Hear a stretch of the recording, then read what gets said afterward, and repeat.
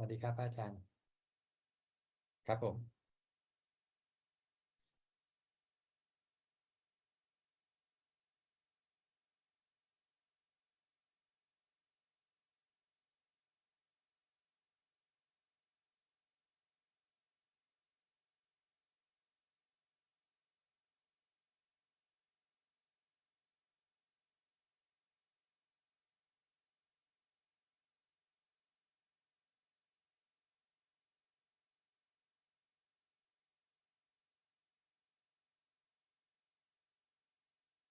ครับครับอาจารย์ก็บอกให้เขายกมือนะฮะกดปุ่ม raise hand นะครับครับครับโอเคครับครับผมครับ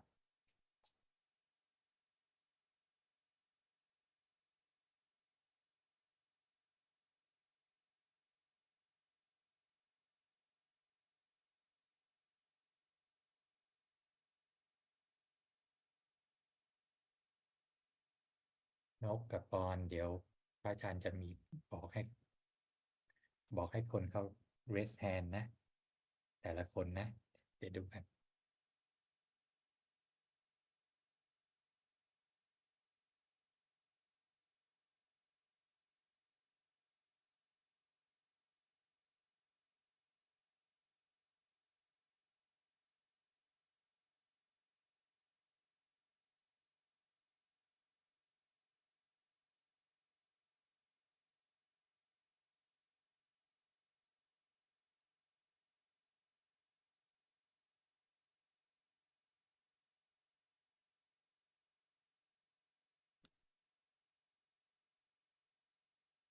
Hello, everybody.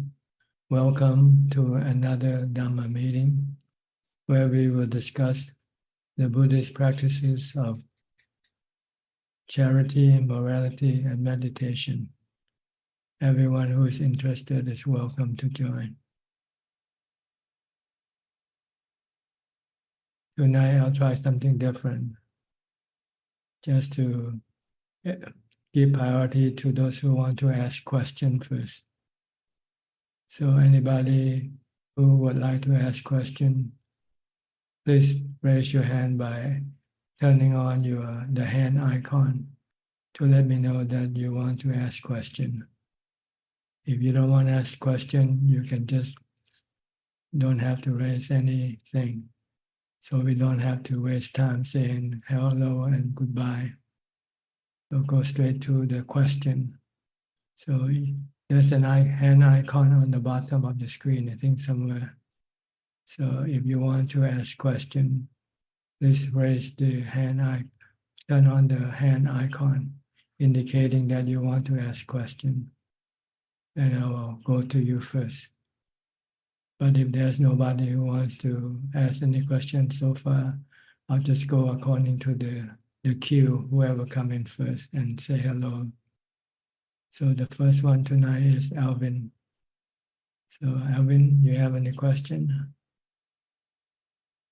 I don't have any question at the moment. Okay. Alicia Chan from Malaysia. Good evening, Ajahn. My practice is still good. I don't have question at the moment. Just listening tonight. Thank you. Okay, we have Nining raising her hand. She wants to ask questions, so we'll go to her first. Nining? Yeah. Good evening, Ajahn. Can you hear me? Perfectly. Okay. Ajahn, I have a question. Since we are talking about aging, sickness, and death, then my question is, when I heard if I got cancer and I feel, I'm not afraid, but is it okay? Is it wise if I don't take any treatment for my sickness? It doesn't matter. You can take or you don't have to take. It's up to you. Because you die anyway, right? Yeah, okay. That's right. Okay. So it's just a matter how you want to deal with it. You can treat it if you like and go through all the painful that you have to go through during treatment. or you just let the pain arise and then consume your body and then expire your body. So it's up to you. Okay, thank you. It's Because neither, it's not bad karma if you don't want to treat your illness. Okay, thank you. That's I want to hear, because I don't want to do any bad karma in my rest of my life, in the rest Yes. of my You just let the body be, let it exist by itself without any assistance from you. Okay, thank you then. Okay, you're Thank you welcome. very much. Okay, those who came in later, if you have any questions, you can let me know by turning on the hand icon. So I'll go to you first if you have any question. If you don't have any question, then I'll just go according to the queue. So the next person on the queue is Kok Seng from Singapore. Good evening, Ajaan. I have similar questions as what Ning mentioned, and that is if I have a terminal illness like cancer, I would also not want to seek a treatment and let the cancer take the normal course. That means I will not go for any chemotherapy and so on. But on the other hand, I will also have to deal with the so-called the concerns on with my family members or my friends. They may say that, oh, why am I so stupid? Why do I not want to go for treatment and so on? So how do I deal with this kind of what you call this kind of influence from relatives and friends and family members? Well, if you know that there's no need to do any treatment, then you should be more smarter than those who tell you to do the treatment.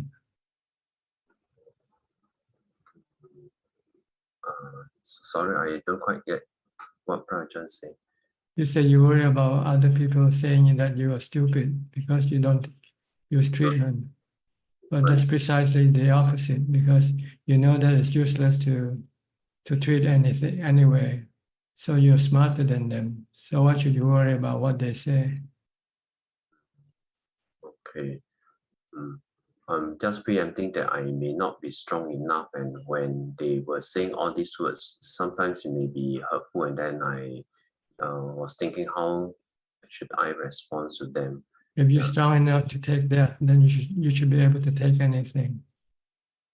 Okay, understand. Okay. Okay, thank you, Prajan. Okay, next, Professor Ken from Switzerland.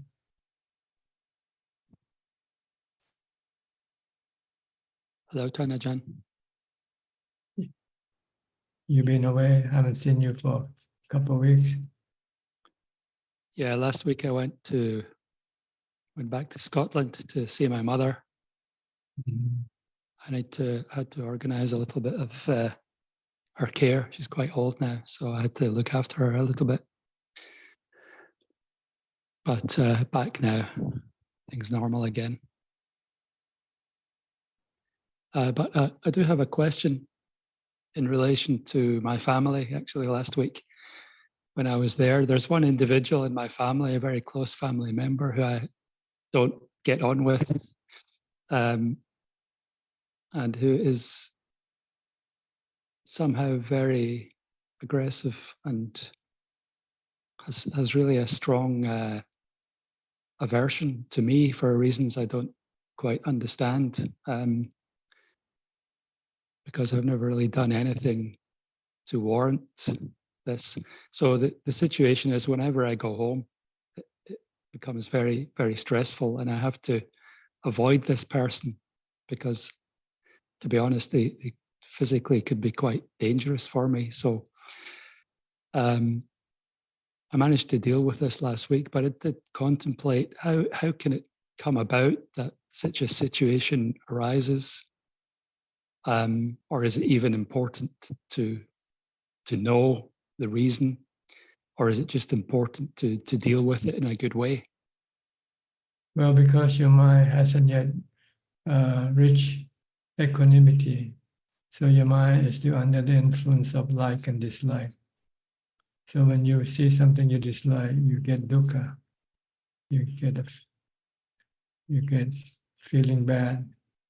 But if you practice with a lot of mindfulness and meditation until you get equanimity, then when you meet something that you dislike, you will not be affected by what you meet.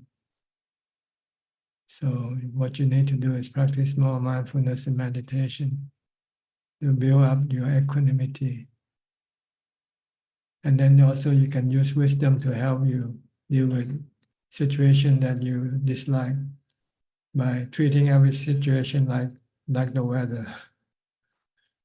We don't like snowstorm, but we get them from time to time. So, but we learn to live with them, right? We don't like flooding, but we get them from time to time. So look at everything that you don't like as a natural phenomena, something that you cannot do anything about except just live with it with equanimity, without reacting to it. Just let it be, let it come and let it go. It's anicca, it's temporary, it comes and goes. It's anatta, it's not under your control.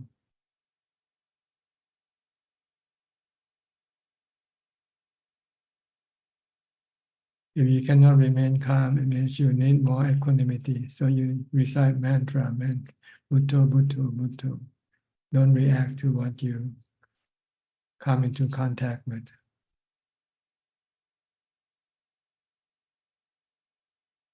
Okay.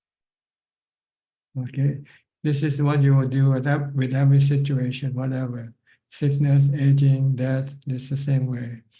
You have to deal with it, just like seeing people you don't like or getting into a situation you don't like to get into, or somehow you got into.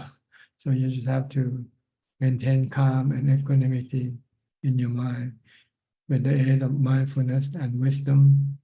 You can use wisdom to teach you. This is like the weather. You cannot change. You cannot control. It comes and goes. Soon enough, it will pass away. Things don't last forever. In the meantime, just remain calm. If your mind not calm enough, then just keep reciting Bhutto, Bhutto, Bhutto. Okay. Understand? Yes, Ajaan, that was actually the approach I was taking. I found when I was there, I was having to maintain practice very intensely and being very vigilant and mindful all the time to just to stop the mind going, becoming too unsettled. And so it was quite an intense period of practice, but I brought those factors to bear during it, and it worked quite well. My other question was, is it, I mean, when you come across someone like that, clearly there's animosity.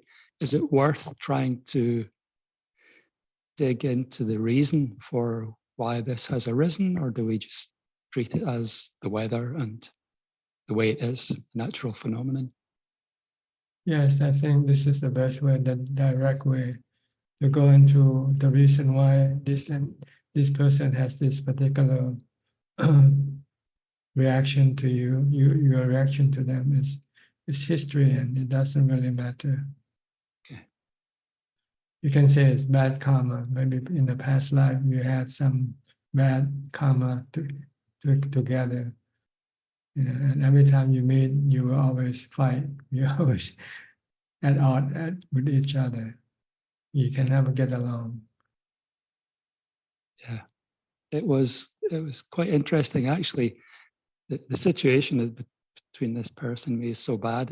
When I was there, it reminded me of Ajaan's advice to go into a dangerous place, into the forest, where there are tigers. I felt like I was kind of in that situation, like looking around the next corner to see if he's waiting there.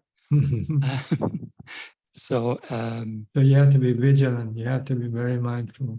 I was very vigilant the whole time, really. Which is good. You want to get outside of your comfort zone, then you will be forced to adapt with mindfulness and wisdom. Yeah, actually, the day before I traveled there, I was warned by someone else, be careful, this could be dangerous. And I thought, okay, should I go or should I not go? But I decided just to go. Let's see what happens. Yeah. Take it as it comes, and I used that approach to overcome that particular obstacle. You have to look at all the discomfort situation as a test to your practice. How far have you achieved in your practice? Yeah, that exactly is how I try to do it.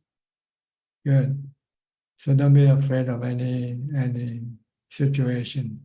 Take it as a challenge, so that you know how far have you gone in your practice. Yeah. Okay. Okay. All right. Thank you, Ajaan. There is a saying that said, if there's no dukkha, there's no wisdom.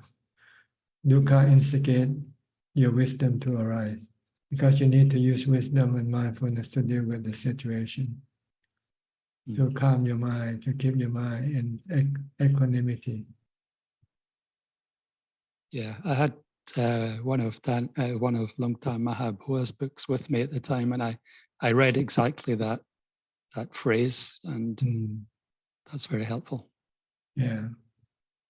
So our goal is to overcome all types of discomfort or bad situation. Because we can, this is what we have to do in order to exist free from dukkha, free from suffering. Because suffering comes from us, not coming from the situation. It comes from our reaction to the situation. Yeah. And we didn't know better if we didn't study the teaching of the Buddha. But once we have studied the teaching of the Buddha, we know how to deal with all kinds of situations by just merely acknowledging and not reacting in any way, emotionally, mentally, toward the situation. And this is why we have to train our mind to remain calm in equanimity, to be merely knowing. So that when we come across any situation, we can tell the mind just to remain still, don't react. Because when we react, we are causing dukkha in our mind. But when we don't react, there's no dukkha.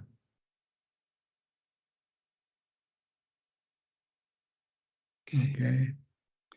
Okay, thank you very much, Ajaan. It's very helpful. Welcome. Next, Naomi from Toronto. I haven't seen you a while. How are you?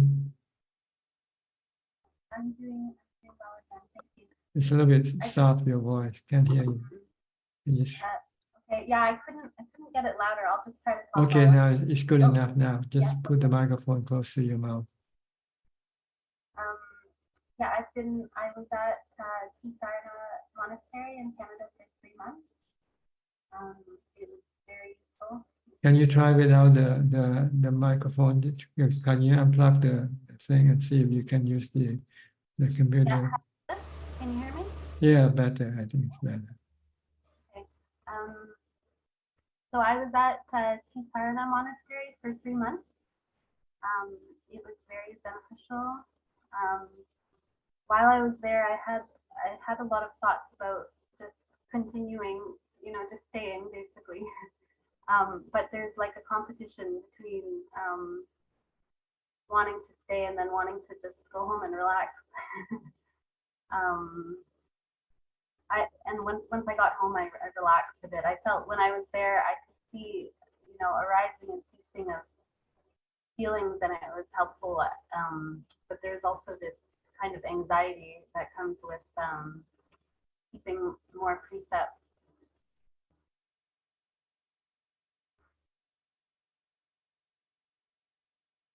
your sound come in and off. Sometimes it's just quiet, and sometimes I can hear you. I'm not sure. Maybe it's an internet connection or something.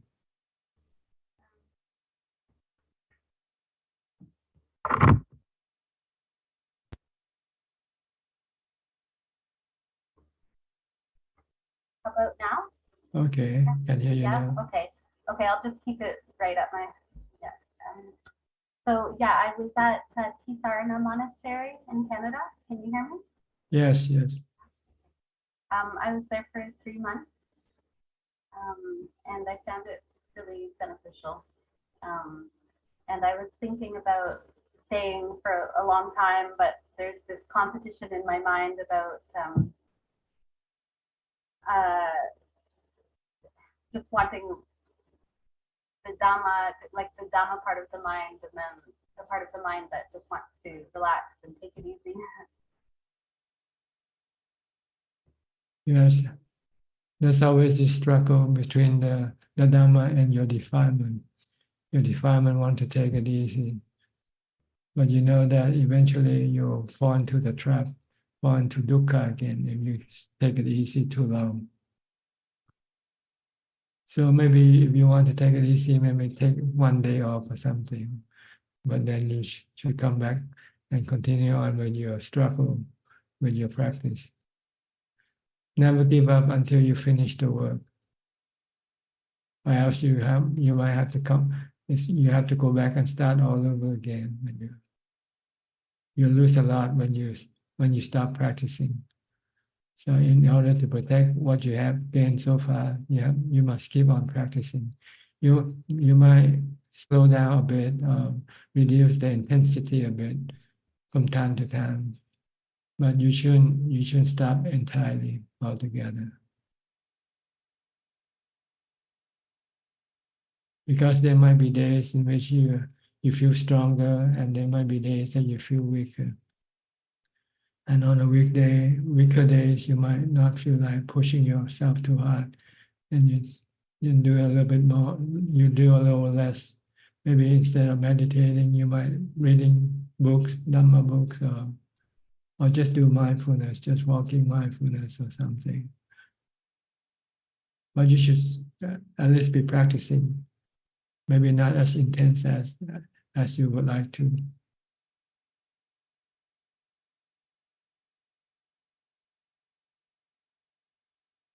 But if you go back to sensual pleasure, you know that it will be good in the first few days. But after that, you start to feeling bad from it again. Because it's not the remedy of dukkha, but it's actually increasing more dukkha eventually. So just keep pushing yourself with mindfulness practice, even though you don't feel like doing it.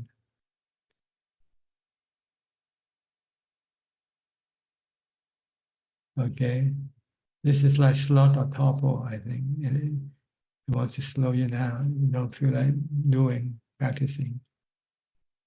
So maybe reading or studying the biography, the practices of the teachers might inspire you to continue to have more energy to practice.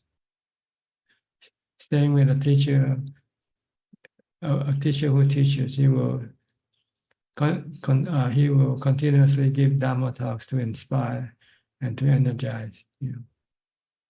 So without a teacher, you would just need to read the books instead or listening to Dhamma talks. This can help you to be more inspired and give you more energy to do the practice. So you should start reading books or listening to Dhamma talk at least once a week or more if you like.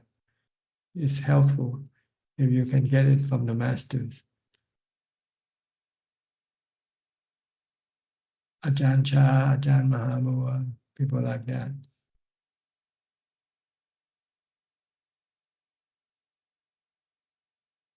Or reading the Sutta of the Buddha, the biography of the Buddha. These are stories that will inspire and help push you on the path. Okay. How's your sis? She's okay? Yep, she's doing well. And your mom? Yeah, they're both doing fine. Yeah, okay, okay, good. All right, is that all you like to say? Yes, that's all. Thank you. Okay. So go to Kwan Lee Man.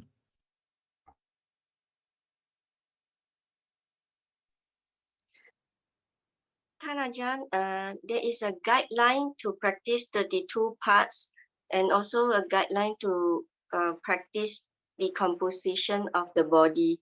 But how about the contemplation on 4 elements? Is there also any guideline? Well, there might be somewhere, I don't know, but generally you just have to look at the body, how it is formed and how it decomposes. Then you'll see that it's formed with the 4 elements. And when it decomposes, it returns back to the 4 elements.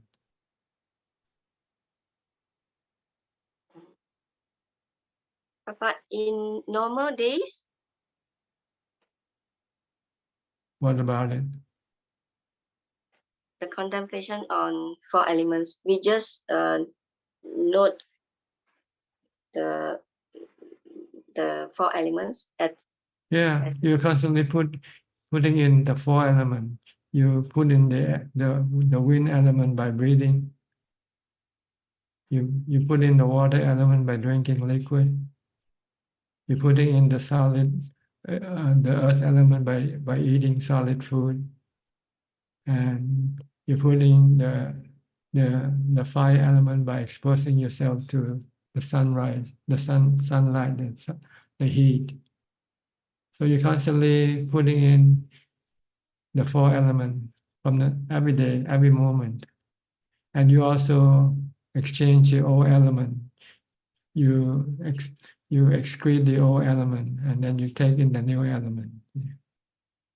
When you urinate, you're excreting the old water element,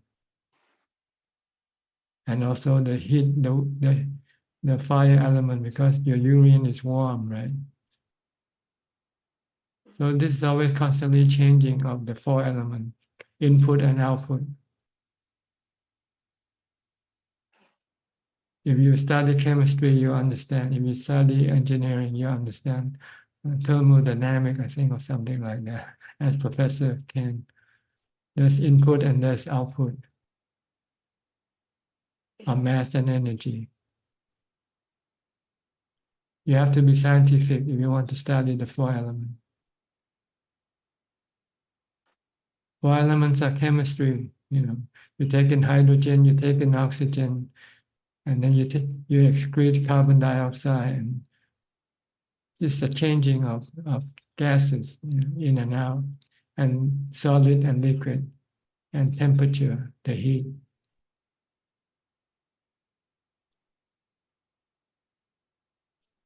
Is it clear to you now how to study the 4 elements in your body?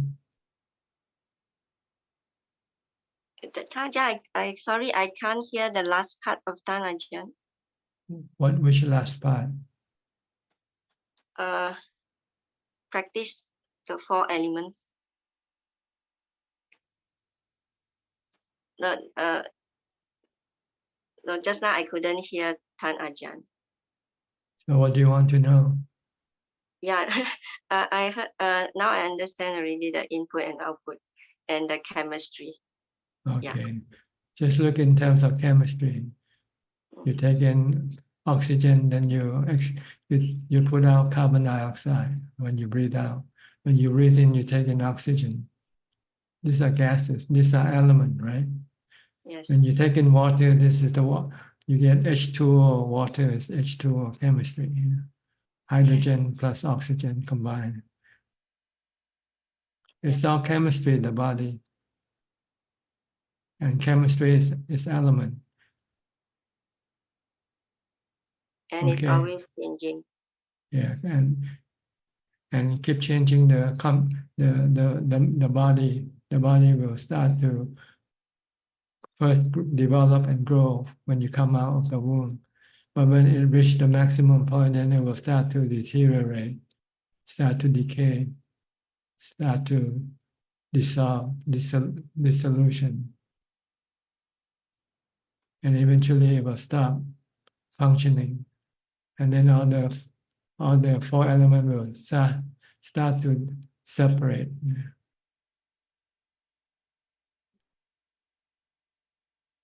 When you die, you don't breathe in any air anymore. So the air inside your body will come out, will evaporate, followed by the heat element, the fire element. Your body becomes cold. And if you leave it further, all the fluid will start to come out from the body. Eventually the body will be dry. The remaining organs will be dry with skeleton, dry skin, dry everything. And you leave it further, it will then become decay and turn into dust, turn into earth.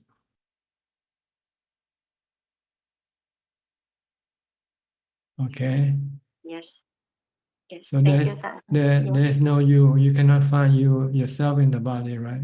Which part of the four element belongs to you? Oh.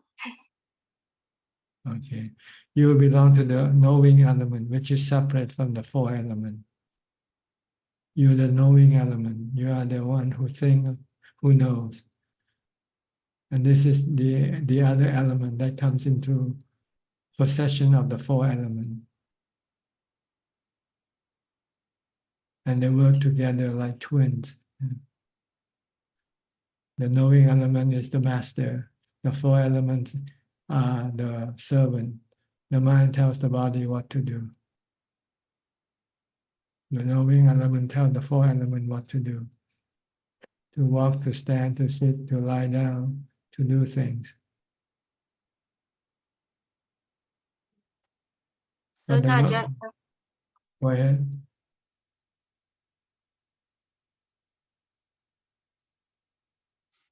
so after one passed away, the four elements will go back to the earth, and then the knowing elements will find another element. Another body.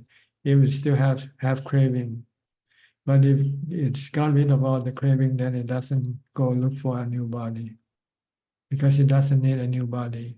It's a craving that causes the knowing element to have a body, because you need the body to satisfy your craving, your sensual cravings. You need to have the body.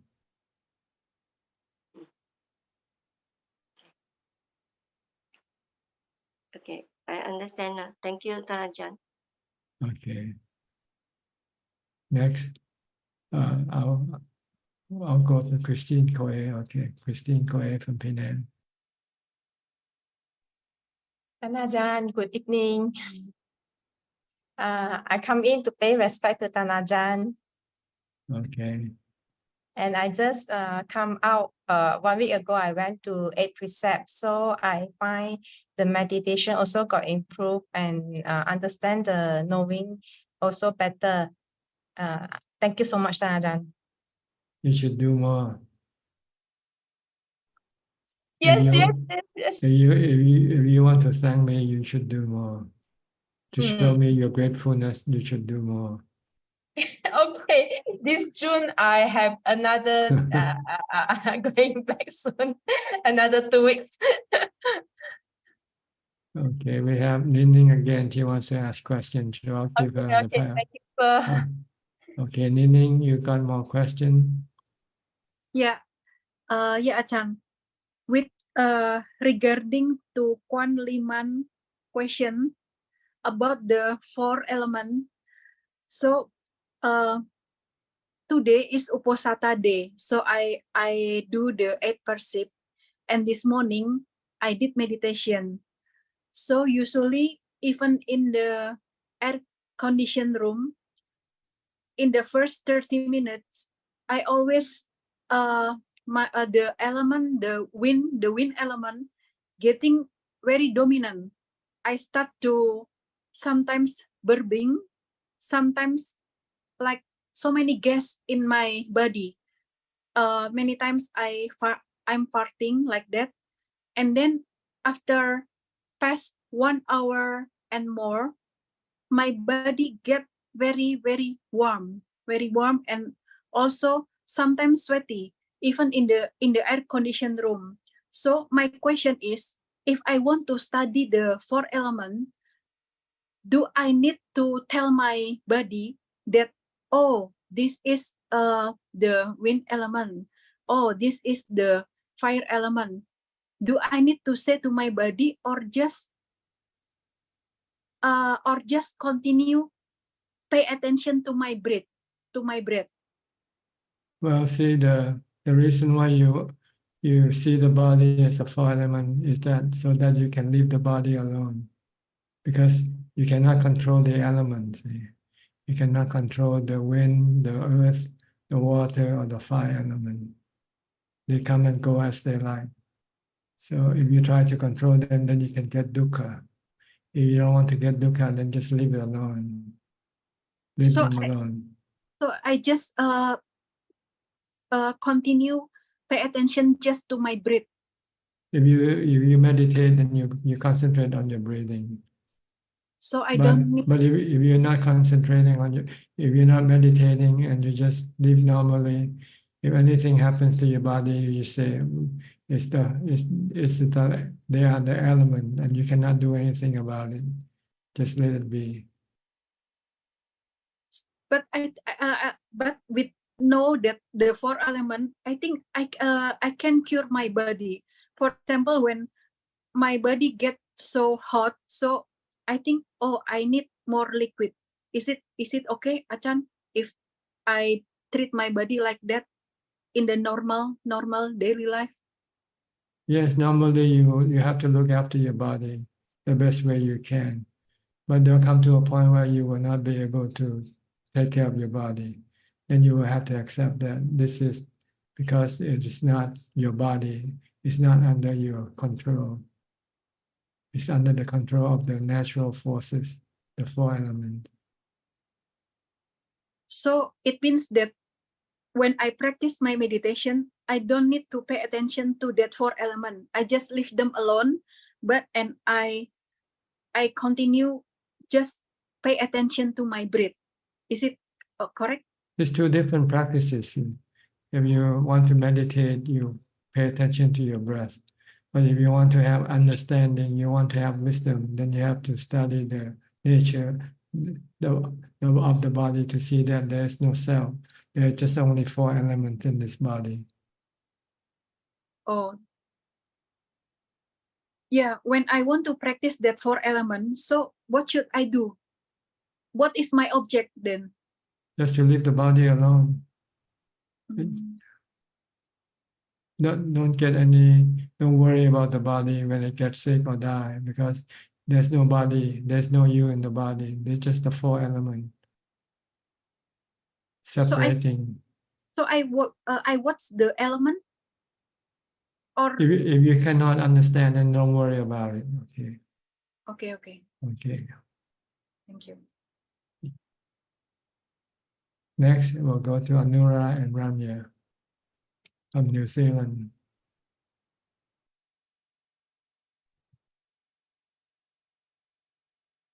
Thank you, Ajahn. Thank you. So no question. So question about the elements, so just expanding. So where does the other 2 elements come in, Ajahn? The Vijnana and Akasa. The element is a space element. This is where you need space to exist, right? Without space, where can you exist? Where can the 4 elements exist if there's no space? Where? Okay. And even inside your body, there are some spaces, right? Yeah. Like in your nose, in the tube, there's space inside. This is called space element. And the Vijnana is a separate element. This is the knowing element. Okay.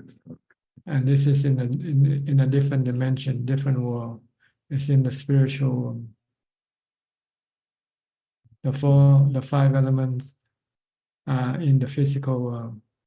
The space, the earth, water, fire, and wind elements, they are in the physical world. Why the mind is in the spiritual world, the knowing element. But the knowing element has this ability to connect to the four elements through vijnana. It's like a radio wave that you connect with through telephone. Right? Yeah. When how do you connect with through mobile phone? You have radio signal. Yeah. Same way with the mind connecting to the body. It sends the mental signal. The mental signal is called vijnana. The vijnana in the nama khanda. Vedana, sanya, sankhara, vijnana. This vijnana connect the mind, the knowing element to the five internal organs, the eyes, ear, nose, tongue, and body. So that it can then accept the external objects, the five sensual objects. Once the five sensual objects come into contact with the eyes, ears, nose, tongue, and body, then vijnana will send these objects, these signals to the mind.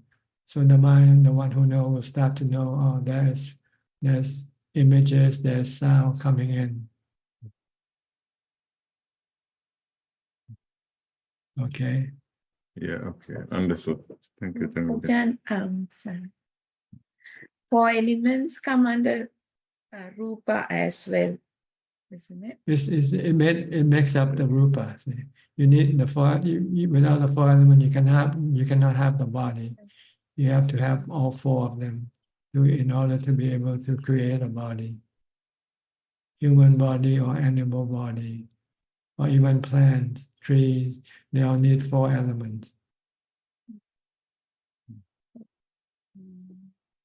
But they are the basic of four elements. They are not changing, isn't it? Or they constantly. Rupang anicca, but. Or they're changing all the time. That's anicca. Anatta, they are natural phenomena. You cannot control. They are nature, they are work of nature. But our delusion wants to claim the body as something that belongs to you, belongs to me, and you can control it, but you cannot. You can control it partially, but not all the time. So when you get sick, you cannot control it anymore. You cannot make it well. When it dies, you cannot stop it from dying. See? I mean, the big picture changing, but the basic doesn't. What do you mean by basic? Basic, like the electrons and protons. They are always there. I mean, well, they form the body part. Yeah. But they constantly exchanging. They come in and they go out. Or one goes out, new one comes in to replace them. So you have four input of the four elements, and you also have the output of the four elements.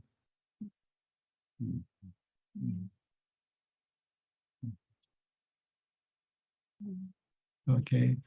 Okay, thank you. Thank you, Chandra. Understood there. Yeah. Next, Kafiling from Malaysia. Good day to you, Ajahn. Can you hear me? Yes, perfectly. Okay, thank you. I have one question today. It's on about metta. If my understanding correctly, metta means loving kindness. Am I right? Yes. So the question is, how can we actually practice metta when deal with different kind of people, especially like random people? That there could be, some people are more friendly, some people are very, very different. So is it true that if we practice metta, it actually helps us to avoid all kind of unnecessary confrontation? Yes, you treat everybody as your friend. But if they are friends, then you don't confront them. You accommodate them. You make them happy. Okay. If they need help, you give them help. If they did something wrong to you, you forgive them. So you don't consider them to be your enemy. Everybody is your friend. Okay. Okay.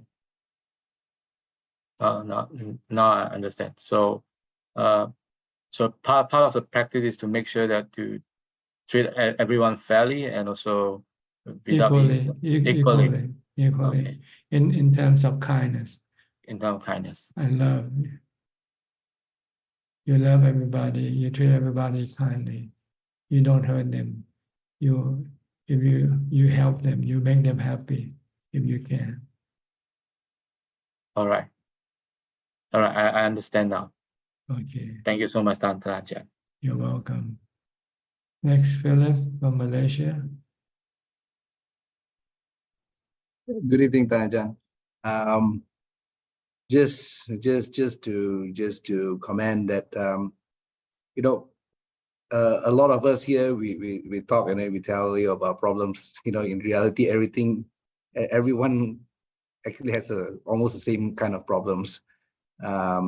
Like what Professor Kenneth was saying, right, about 2 weeks ago, I kind of had a similar situation and encounter with a person. I think and that it was actually quite threatening and life-threatening. I think if it was my younger self or myself prior to all this practice, right, I would have reacted differently. But you know, when the situation arises, right, you know, it's just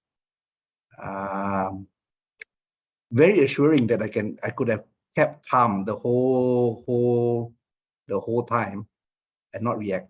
And in all honesty, the whole time, you know, I actually felt compassion for the person that was actually hurling. And then I always remember Ajahn said, you know, these type of things you can't fight with the weather. You know, you are just let it pass or just observe it. You know, and you know, true enough. I mean, the person I later found out had a lot of problems. I had a lot of problems. In fact, if you examine it, I examined it, right.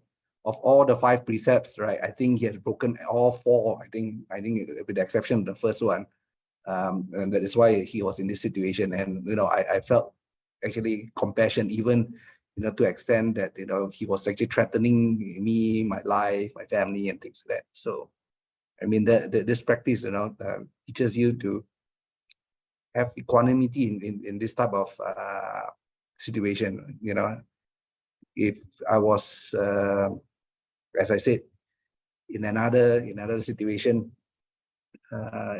before practicing in this practice, I would have reacted differently.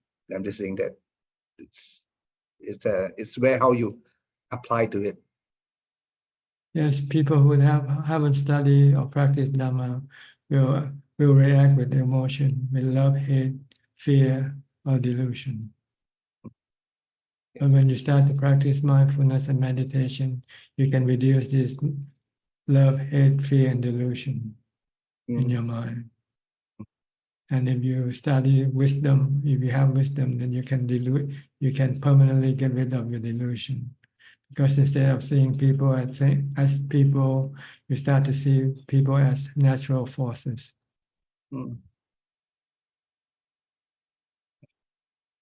I mean, and the other thing is that while we are getting at this, the 4 elements and things like that, earth, wind, water, fire, I think there are some literature outside there which I didn't put it into a more modern form of physics and things like that. I mean, it's quite interesting how close is it to modern physics. I mean, for the members which are interested in reading, there are a lot of literature outside there. Okay, good. But no questions tonight. But just to let you know that, yeah, I mean, this practice, if applied correctly in your real life, right, not just theoretically, you can overcome a lot. I mean, like for example, compassion and things like that. You don't react hatefully towards people which are hateful to you, want to harm you, or even to extent want to kill you, right? Yes. You can remain calm. for The Buddha said hatred doesn't stop hatred. Only love that can stop hatred.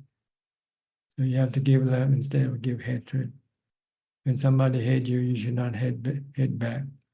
You have to show your love toward them. Okay. Okay. Thank you, All right. Ajahn. Next, Michelle Adelaide. Haven't seen you for a while. Where are you now?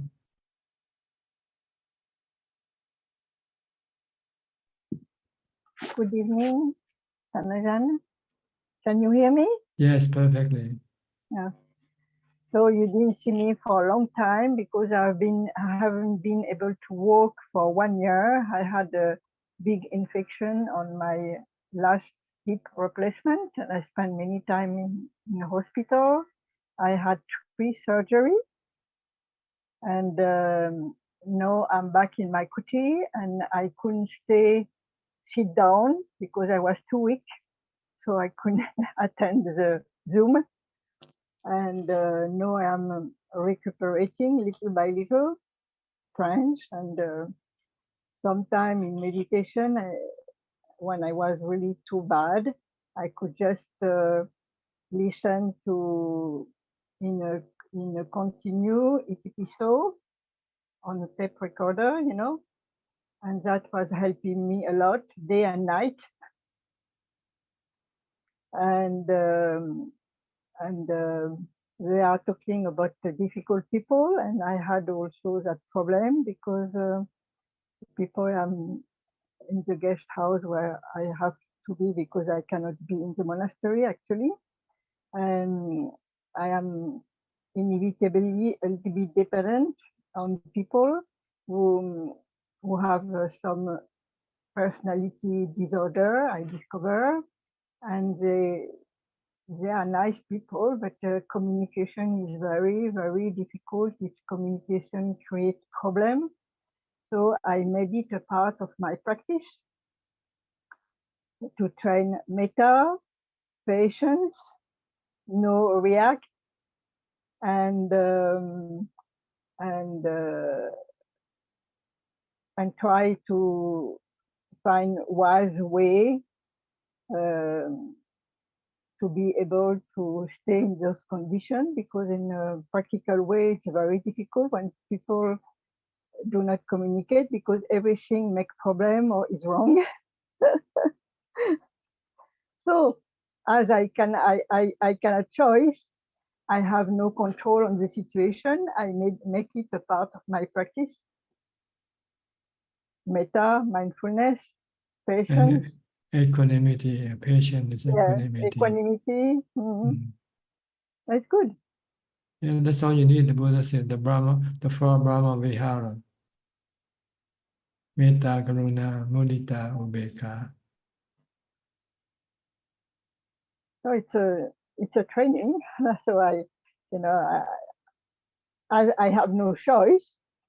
I have to do what is on my control, and what is on my control is to take it as a practice and take that opportunity to practice those qualities. And also, well, I try to gain some strength so I can sit down longer and meditate. I didn't stop really to meditate, but my meditation were very bad because even chanting, I'm falling asleep, Terrible. So I do my best. But As long as you don't have dukkha, then it's okay. If you cannot practice, it doesn't matter. The purpose of practicing is to prevent you from having dukkha. And if you have no dukkha, then there's no need to practice, really. Well, I can't say I have no dukkha at all, but that will not be true. But I'm quite, Because sometimes you cannot meditate because the condition of your body doesn't allow. Terrible. So if you want to do it, then you can create dukkha dukkha Yeah. that arises out of your desire to meditate when you cannot do it. Yeah, for that I put, in this case, I put itipiso, itipiso day and night. Yeah, just chant instead. No, I cannot chant. I don't have the strength to chant. I listen. I see. Good enough. Listening to Dhamma. Okay. Chanting can be Chanting, I don't have the strength. It's like developing mindfulness because you have to focus on what you listen to. This can calm your mind also.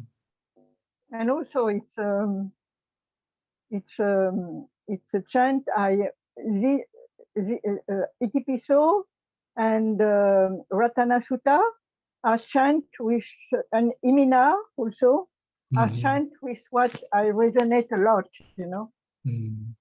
They really touch me, and so it's very good for me to be with those chants. Yes, just any way to keep your mind calm and peaceful. Then no dukkha can arise if your mind is calm and peaceful. Okay, I hope you are getting better. How old are you now, may I ask? 72. 72. Okay. So you're actually younger than I am. I'm 76 now. But you seem to look a lot older than I am.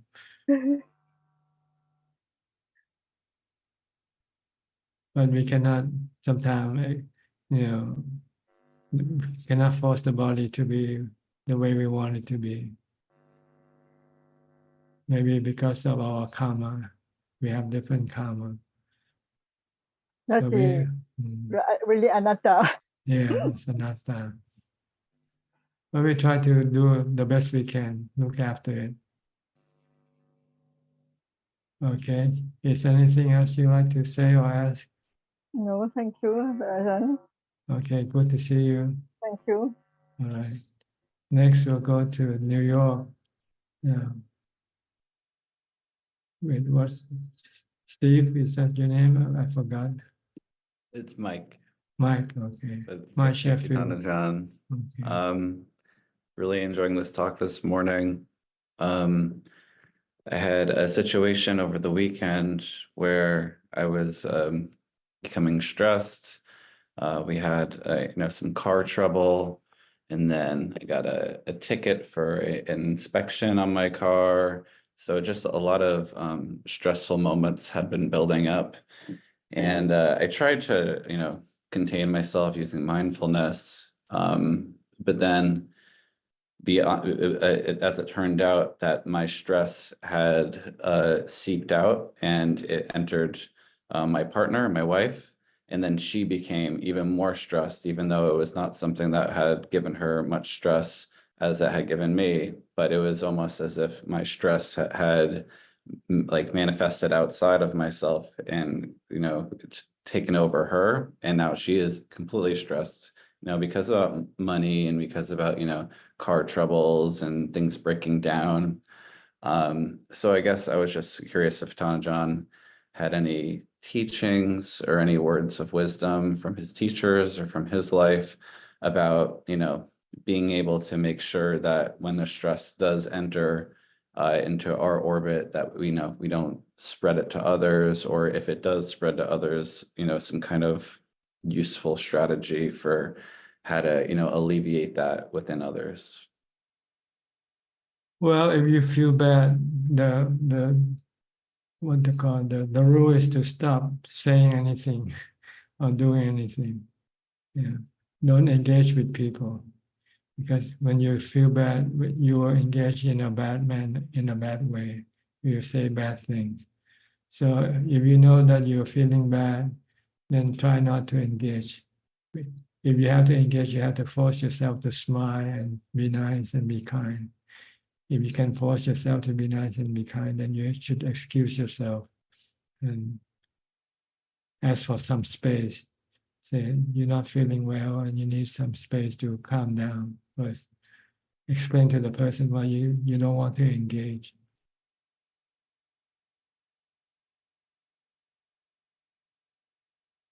Definitely. I actually feel like part of it is like how I like my upbringing.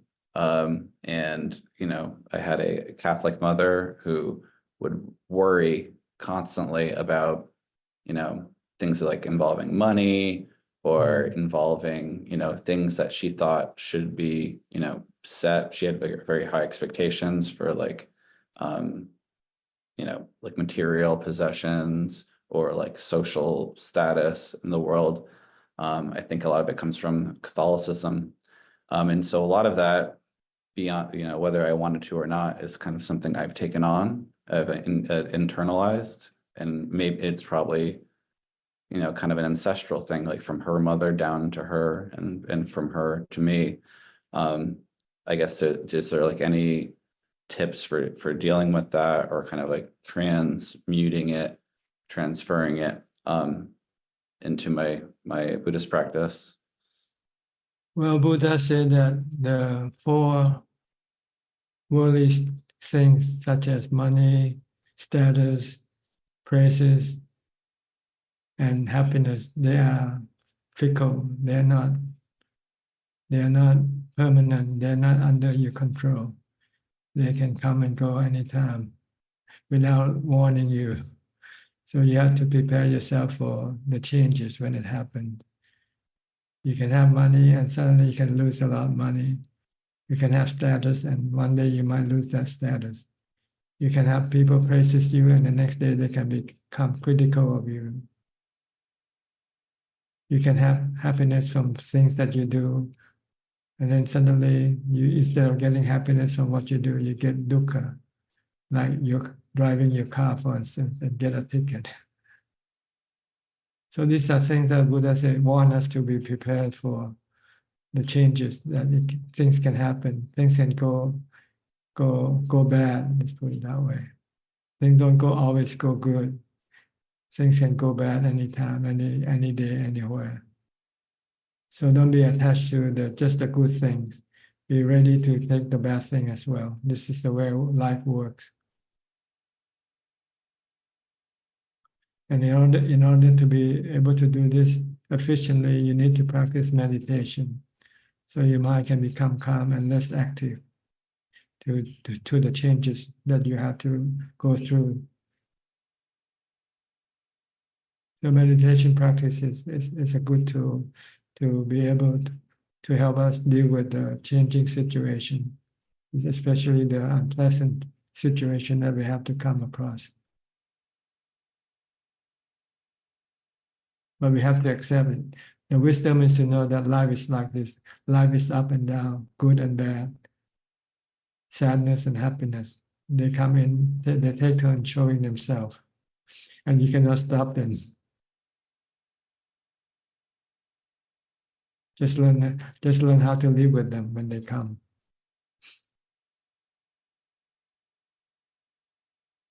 Thank you, Ajaan. Okay. Thank you. You're welcome. Next, Intan from Indonesia. Good evening, Ajaan. I don't have questions. Okay.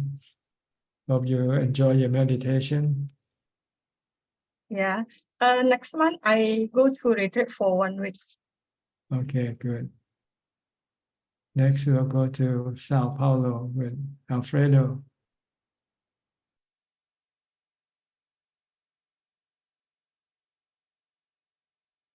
How are you, Alfredo? Hi, Bante. Are you good? Happy? Good, yes. Calm? Ubeka? Yes. Yes. Okay, good. No problem then. Sachi. More Sachi. Sati, mindfulness. Yes. Butto. No, I don't practice Buddha. More Anapanasati. Anapanasati, okay. Yes. Good. As long as your mind stay calm and peaceful, then no problem. Yes. Okay. This year is very changing my life this year. Oh, really? What happened? Yes. Yes, I change any things in my life. It's anicca. Life is anicca, the Buddha say. three Yes. characteristics of existence. Three Yes. characteristics of life is anicca, dukkha, anatta. Life is changing, life is dukkha, life is anatta, not under your control. Yes. Yes. If you understand this, then you will have no dukkha. You just live with whatever you get. Be thankful for what you have and be happy with what you get, good or Yes. bad. Knowing element is very, very weird. It's very, very intelligent. Yeah, it needs the teaching of the Buddha to be intelligent. Without the teaching of the Buddha, it's very stupid. Yes. Yes. Okay? Okay, Bante. All right. Go to Singapore with Vince Chua. What now today? What is your question today? You have to unmute your microphone. Okay. Okay. Good evening, Ajahn. Question. When we do sitting meditation and eyes meditation, when we are doing a day-to-day life, sitting meditation create a different level of peace within. It creates different level of peace within. So when we are engaging with the world, literally, we are bringing the same experience that we do in the sitting meditation, the vitakka, vichara, and create that peace and bliss in us. So literally, we are bringing the peace from the sitting meditation to the outside context, such that there's no, maybe it feels like there's no inside and outside. The peace within is like very balanced between your inside within you and outside the world. And it looks like it's automatic awareness. So my question is that feeling correct, or is that thought correct? Well, if you're peaceful inside, then you'll be peaceful outside. If you're restless inside, you'll be restless outside. See, everything comes from your mind. All the action of your body comes from your mind. If you have a happy mind, you will have happy action.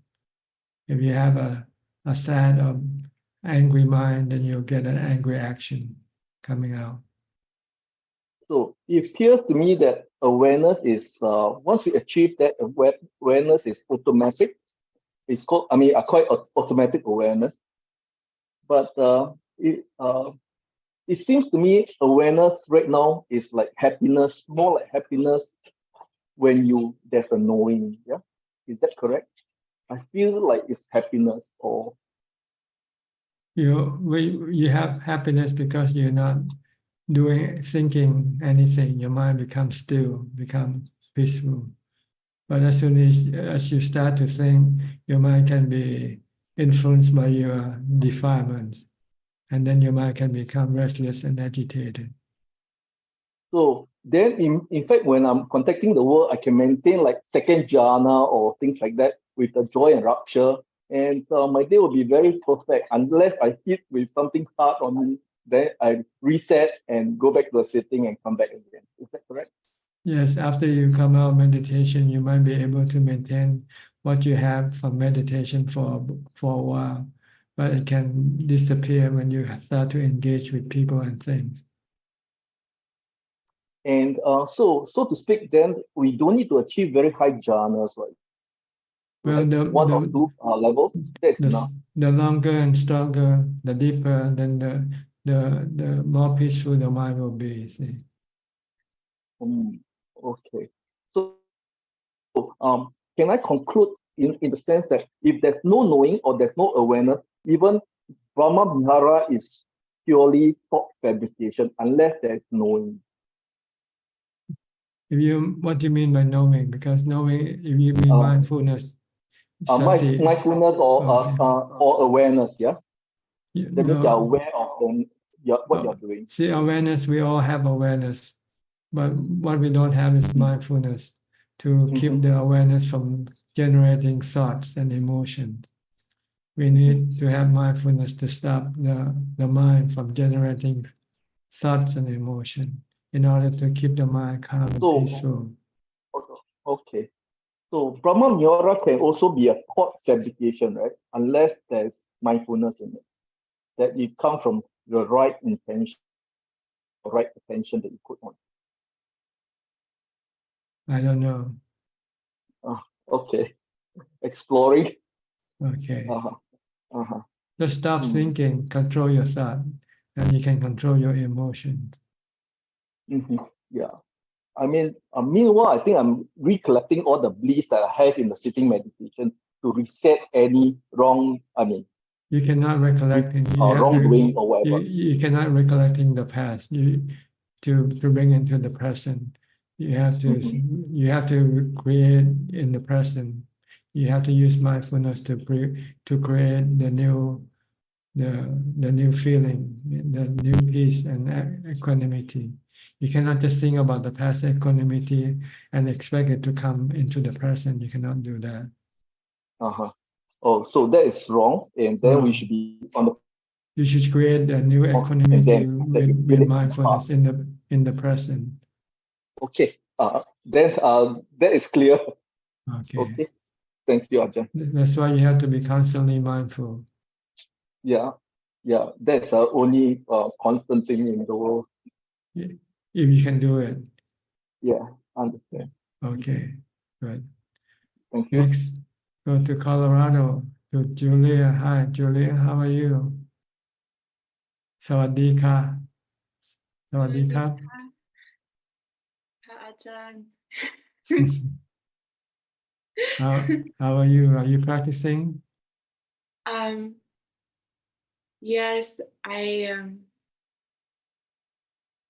I did some online very deep practice where I live, and then now it's a little bit lighter, and I'm going to go for 2 weeks. A friend is sponsoring me to go meditate at a center for 2 weeks. That's good.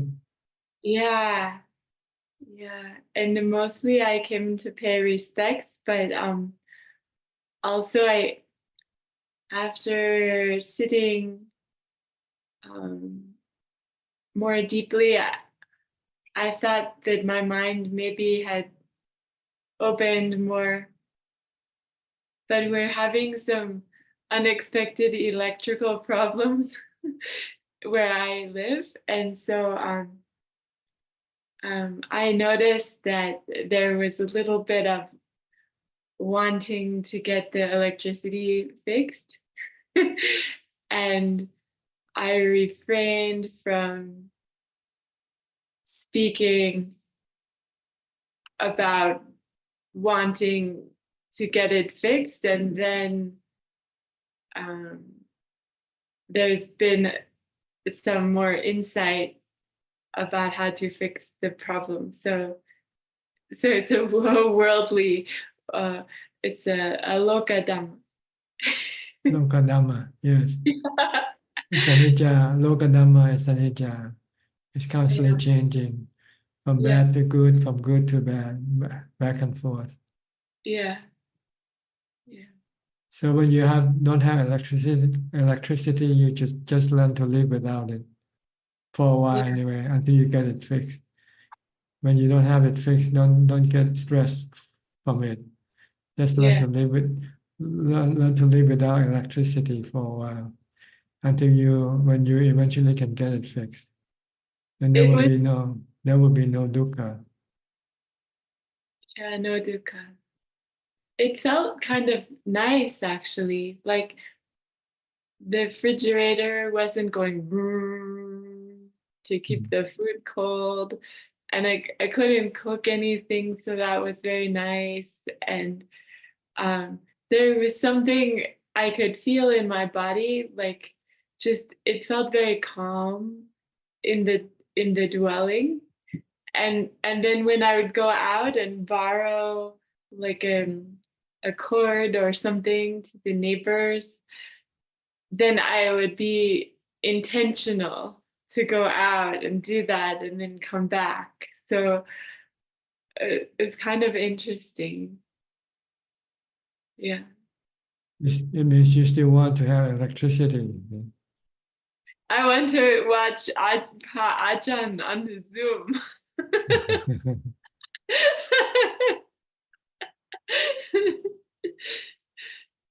It can be dukkha if you cannot do what you wanted to do. Yeah. But if you can do it, fine.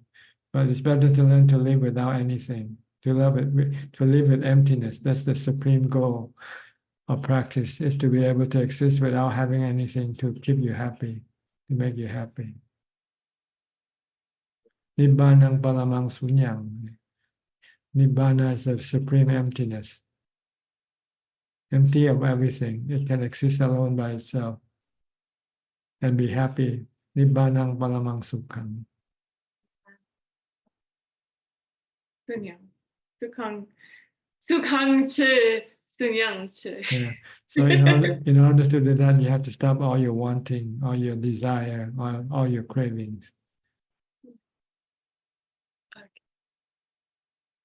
Okay. And to do that, you need to meditate and develop wisdom to see everything as anicca, dukkha, anatta. Okay, in progress. Okay, good. Give it up. All right. Okay, respect. Good luck to you. Okay. Next, Good. Piyal and Dr. Indira from Toronto. Good morning, Good morning. Thanajan. What can I do for you today? I have a question, Thanajan. I was listening to Professor Kin, and I'm so grateful to him for sharing that. And I wanted to ask you now, when somebody, like sometimes we don't see eye to eye with people, and people, they're very they get angry, and there are people like this in this world. Maybe they don't practice metta the way we do and Dhamma. So, but the thing is, you can forgive them, but reconciliation, to meet them, talk to them, I feel it's optional, because Buddha said parivarjana pahatabba, like that is certain people by avoidance that you can reduce your ashra.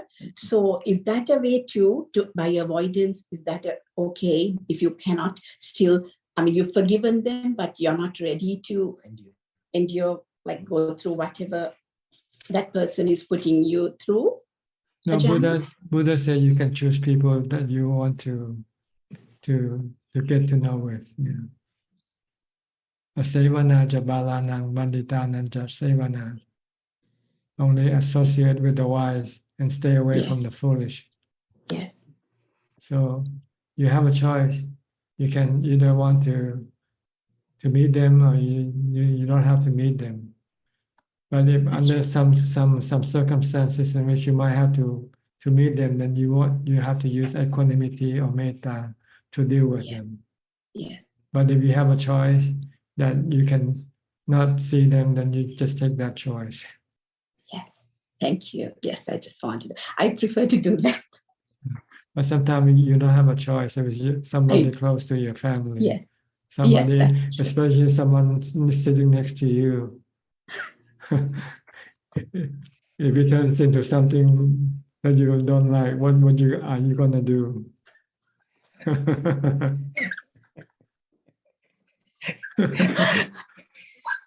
Thank you, Tana. Yeah, hard to avoid me.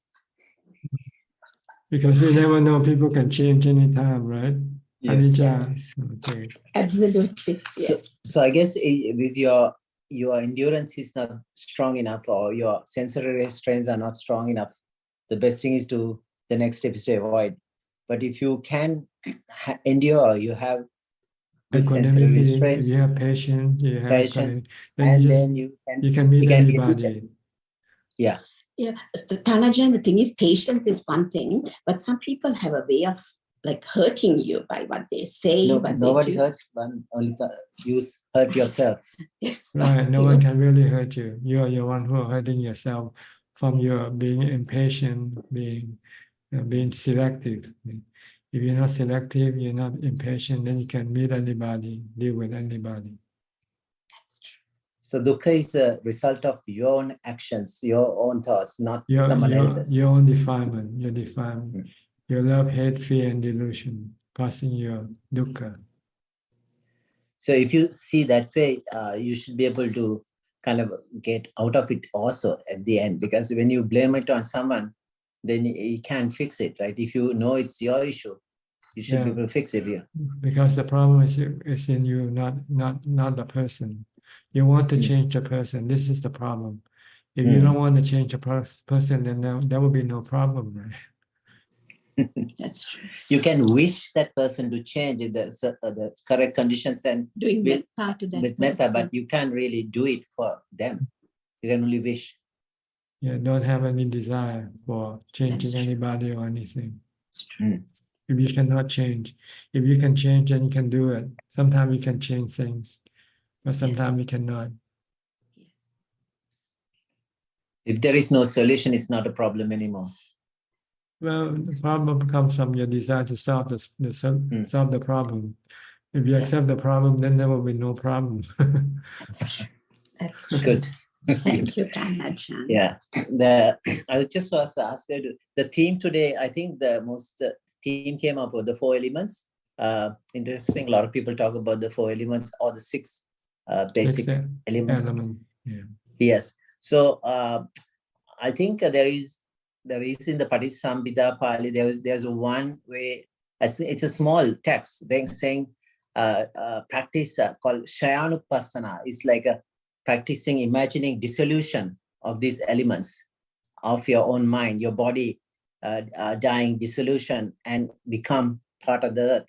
Your heat or gas gets to the air.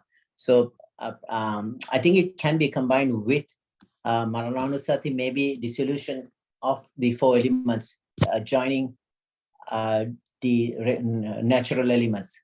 It's called Kayanupassana, not Shayan. Yes, something like a breaking into parts and joining, because it's coming from there, the elements, right, from the nature, and it's going back to the nature. Yes, it contains in the 4 foundation of mindfulness. When you investigate the nature of the body, the Buddha say investigate the body as the 4 elements. I mean, there is also interesting metaphor Buddha gives.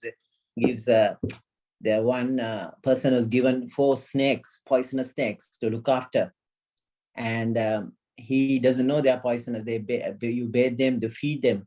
Eventually, a friend comes and say, "Oh, don't be fooled. They are going to bite you." And he gets the message. He runs away. I think there are lots of in between metaphors. Eventually, he finds a stream. You make a raft and cross over, like the Eightfold Path is a raft. So the 4 snakes, the poisonous snakes, are the 4 elements. So eventually it's going to bite you. So it's called Asi Visopama Sutra. I think it's very beautiful metaphor. Yeah, okay. The body gonna hurt you one day when you get old, get sick, and die. Because you won't be able to do anything according to your wishes anymore. However much you feed, bathe, clean, get good, it's going to hurt you. Yes, unless you have a different way of having happiness. If you can have happiness from meditation, then the body will not hurt you anymore, because you have a draft. You get on the draft and you're on the opposite shore. Yeah, that's the metaphor. So I mean, it's important to look after the body too, but because the mind can get disturbed if you don't look after it, right? If you get sick or you get some sort of a terminal illness, your mind, unless you've done before the practice and then the mind gets sick, you can let go. But if you have not done the mental practice, the mind gets sick. I mean, you just try to practice mentally. It's a bit hard when you're sick already. It's a bit too late, but can try. But well, it depends on which level of practice you're in. If you're on the Vipassana level, you might take sickness as a test, and you need to pass the test. You have to be able to transcend the sickness itself. And sickness can be a good thing for a good thing, like a teacher. Yeah, like a Yeah. teacher, like an examination that you have to take. Exam, final exam. Yeah. It's a final exam. Yeah. So death and sickness and death can be good if you are ready Yeah. for it. Yeah. But if Okay. you're not ready for it, then it's not good. Not good. So when you talk about the elements, it's a totally a vipassana area, not samatha. So you mustn't confuse with the anapanasati breath meditation. Breath That's meditation right. is samatha. So That's right. there are two. People are confused. We're talking about vipassana and samatha. The vipassana techniques, there's so many 40 different ones in Visuddhimagga. It comes also time and time again at Kasina in Sutra. But the Buddha mostly emphasized in the sutra, the main theme is anapanasati, the breath. Why is that? Because it's the easiest, easily available for you. Just it's already there. I think so. It's already there. It's everybody breathe anyway. Everybody breathe. So somebody said once that if you can breathe, you can meditate. I think Ajaan Suchart. Yeah. Okay. There's time to breathe. There's time to meditate. Yes. Yeah. Okay. Okay. Thank you so much. Thank you for your input. Okay. Thank you. You're Next, welcome. Suranji from Sri Lanka. Your sister came by the other day and we had a little talk. Yeah, she told me. Yeah. Okay. She said that it was lovely meeting you and she got a chance to talk to you in person. Yeah. She's very happy about that. Yeah. Is she back in Sri Lanka now or she's still in Thailand? She's coming today. She's coming today. Yeah. This evening. Okay. Can I help you today? Yeah, I have a couple of questions today. Like, I just want to ask, in old age, some old people may experience memory loss, making it difficult for them to comprehend the Dhamma. Their memory is less reliable, with recollections coming and going unpredictably. If a person in this state passes away, Ajaan, it's uncertain whether they'll attain a good birth, right? Not necessarily. Your memory isn't the factor that will cause you to have a good or bad birth. What will cause you to have a good or bad birth is your karma, your accumulation of your good or bad karma. So as long as your accumulation of karma, good karma is more than your bad karma, you will have a good birth. Even when you die, you might lose some memory or something like that. I thought we should help them with by letting them listen to more Dhamma talks and all. Could you advise me how to help such older people to concentrate more on Dhamma? I mean, if their bad karma is more than, yeah.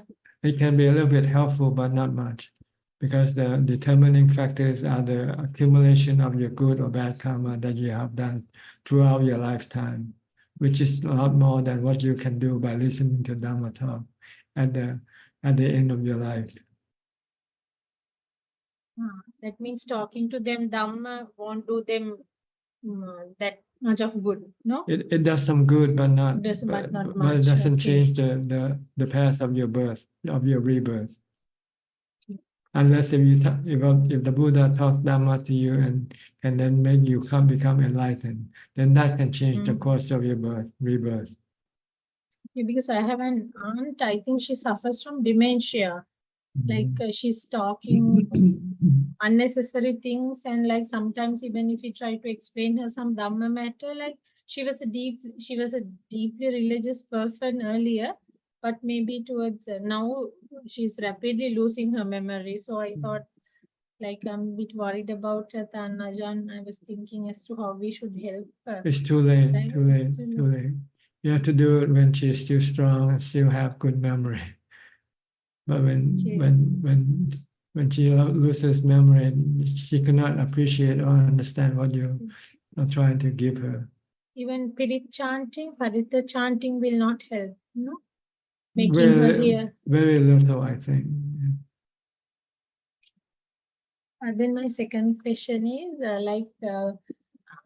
according to the Buddha, we should be able to control our mind more than anything, whatever others do to us, like we should be able to control our mind.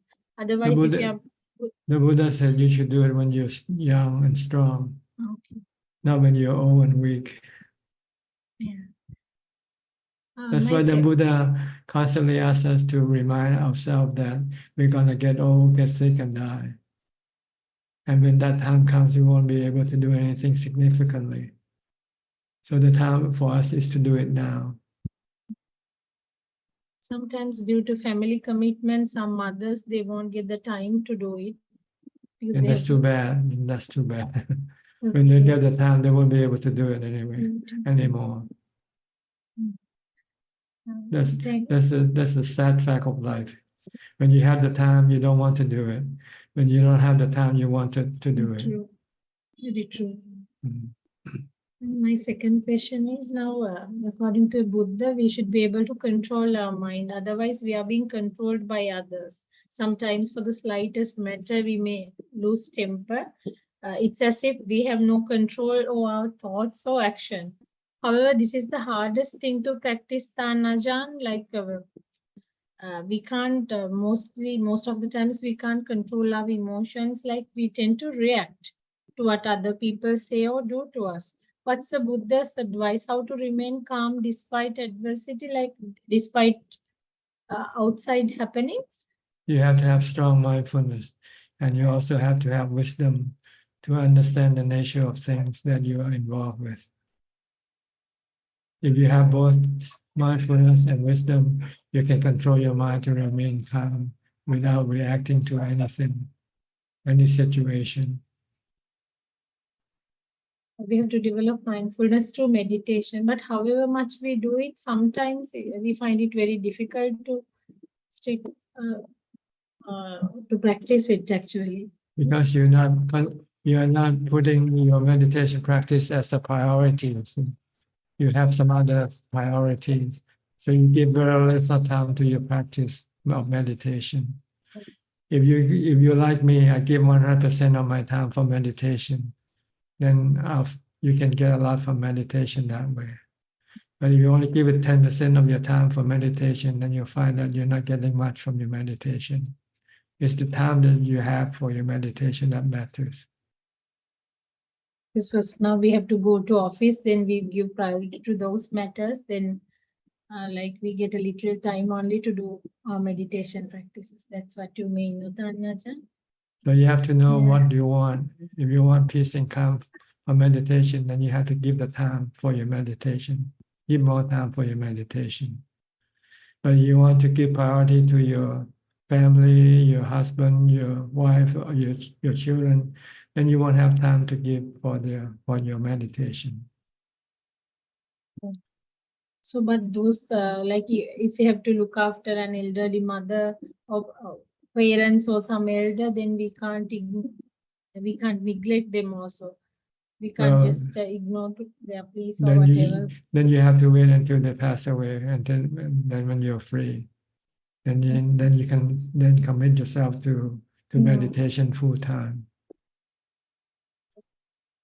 Okay. I have 3 more questions. Can I ask? Yes, go ahead. Can a Sotapanna decide on his or her next birth, Ajaan? I mean, where he or she is to be born? A Sotapanna, I mean. A Sotapanna can stop being born in the lower realms of existence, such as being animals or being hungry ghosts. The Sotapanna can prevent.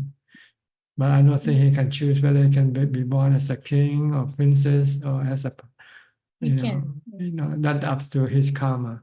Okay. Or in a Brahma world or Deva world? Can he?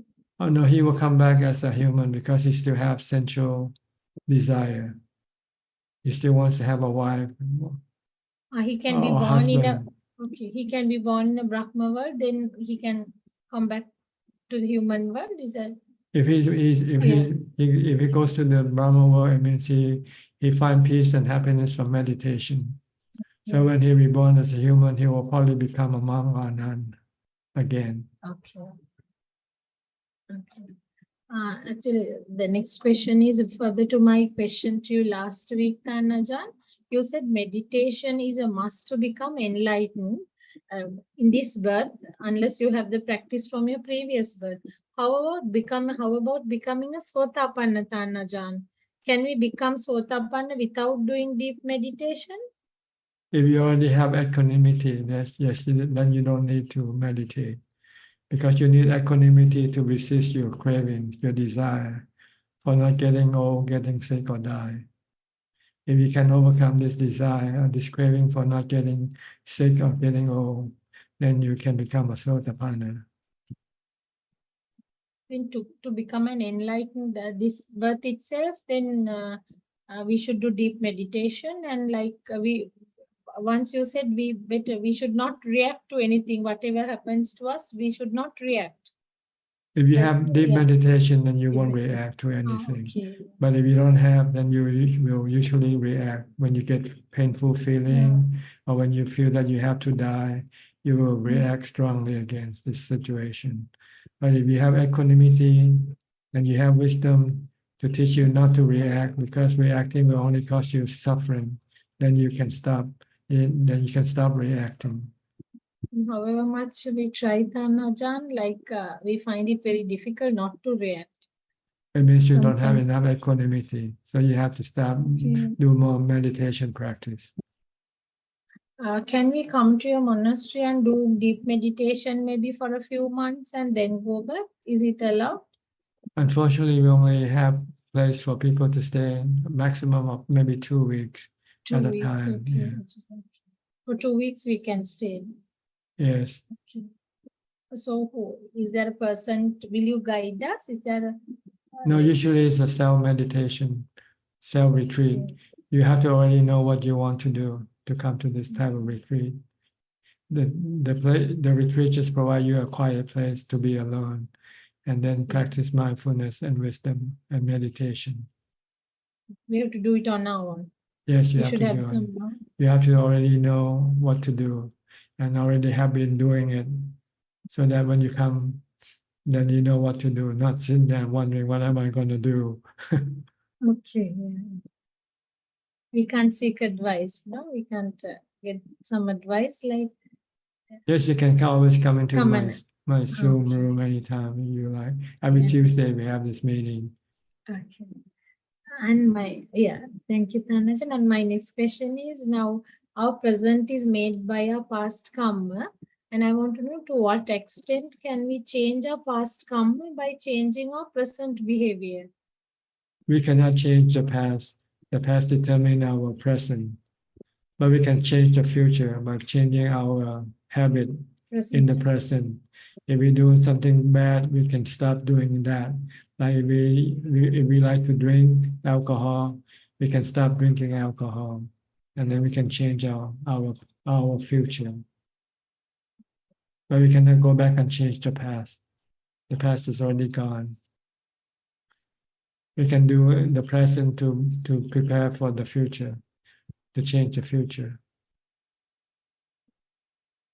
Now, Tanajan, being mindful is stopping a monkey mind, no, taming a monkey mind. Basically, that's what you mean by being Yes, mindful, right. right? Being mindful. Once you can control your mind, you can control your habit, your action. You can change your habit, your action.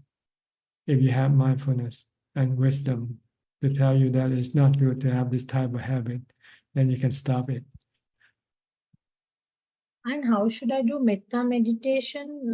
We have to bestow metta on ourselves first, then on our loved ones, then on enemies, like that. That's how I do it. When you have to deal with people, you should learn, you should use metta, use friendliness or kindness. Be nice, be kind to people, even though you might not like them or they might not like you. But if you have to engage with them, try to use metta. Try to be friendly, try to be kind. Try to be forgiving if they do something wrong. My last question is, Tanajan, can you explain the meaning of anatta? Because No I have self, read. no self. There's no self. The concept of a self is delusional. See? Because everything is work of nature. Okay, it's that no body, like we have. Right. What do you mean by no self? You, me, there's no you and me really. It's just a thinking about you and me that creates the illusion of a self. We think we are some things, we are a person, but actually it's just a thinking. It's not, it's just a concept we create in our mind. And we strongly believe in it to become true. The mind exists, not a body. Like The body is a knowing element, the mind is a knowing element. See? Why the body is a composition of the four elements. And they are natural forces. They are natural, they are all work of nature. that's all I have for today. Thank you so much. Yeah. Okay, you're welcome. Nice talking. Come back and ask more Sure, questions when you like, okay? Okay. Thank you so much. Okay, next we'll go to Aparachita from Dubai.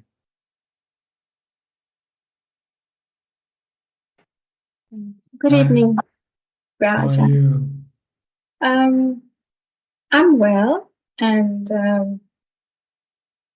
just listening to the theme of the day, more or less. I just wanted to share a small little incident which sort of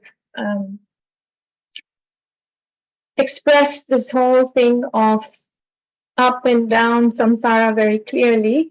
So in my balcony, there's a wind chime, and it had a kind of bird house. So this little bird actually was suddenly nested there, which was very beautiful. And it was only day before yesterday, like we saw that there was a baby bird, and the mommy bird and the daddy bird came to feed it. And but then again, in Dubai, which doesn't have much rain, we've had very strong storms. And of course, it was outside, and this is nature. And though I understand, and I'm okay with that, but I'm just saying that life is like that, and it's everywhere to see. Yes, life is anicca, constantly changing. Anatta, not under anybody's power to change or to control it. Yes. And yet, I suppose in some respect, though, like everybody said, like, through this learning of Dhamma from you, at one level, yes, I feel a little tender.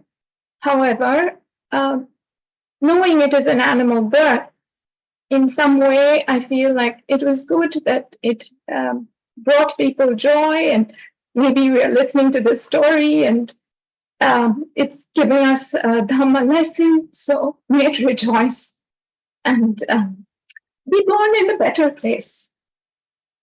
That's all. Well, you can look at it that way if you like, if it makes you feel better. Yeah, but it is, for me, yes, I agree that probably just making it But not see. if you see there's no self in the bird, then you might feel better that way. You just see the four elements in the bird, in the body of the bird. Yes, I suppose so. Yes.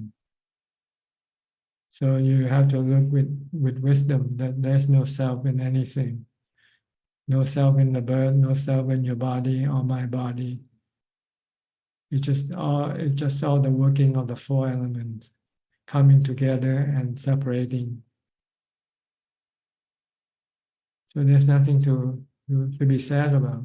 It's like you're watching the clouds changing into rain, and then the rain comes down and form rivers and streams and runs into the ocean. Then it gets heats up by the sun, and then it evaporates and become clouds again. So this is just the process of nature. Everything keeps changing from one thing to another. Right. That's true. That is true. Okay. And the reason for you to be able, and the way for you to be able to see these things calmly, you need to meditate to get to equanimity.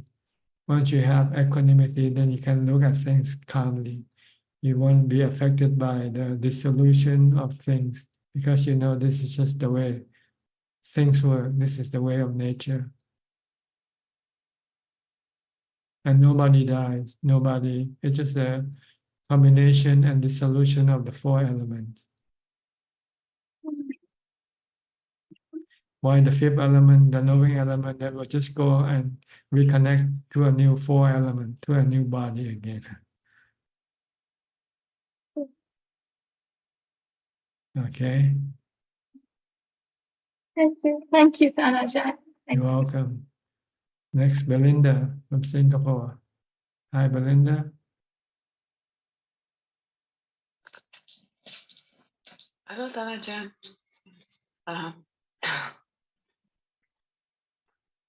Just continue with what Apalaji shared. Recently, there's this bird that kept coming to the house, and then I was sleeping, not yet asleep, but it just flew right above my face. Mm. And then it was looking at me. And so it's very consoling that when Ajahn say the four elements just change, just taking to different form. So these birds, because I saw a lama, a Rinpoche, and then I mentioned that I dreamt of my father the recent past, and then he just mentioned, maybe your father is back in samsara. He just mentioned like that. So when he's back in samsara, it can be animal form or different form, Ajahn. So when I saw that, but it was my father's death anniversary. So, and then I just felt there was link. So listening to this Dhamma is quite consoling to know that the four elements changes. When I listen to Aparaji, I do feel, yes, ups and downs. So thank you. I'm happy to listen. Our problem is we look at the four elements as being people. Yes. We look at the water as being people. We're looking at the earth as being people. Yes. When they're just elements, they're just people. They're just forming body. But there's no people in that body. No you, me, or anybody in that body. They are just four elements. 32 parts. If you break down the 32 parts, you won't find yourself in the body, right? Can you find yourself in the body? If you separate all the parts of the body out, each part, and ask yourself, am I the hair? Am I the skin? Am I the teeth? Am I the skeleton? Am I the lung? Am I whatever? And the answer will say, no, there's no you in this body. It's your deception, it's your delusion that creates this concept of self in the body. Simply because you take possession of this body, simply because you can control and tell the body what to do, then you automatically assume that this body is you.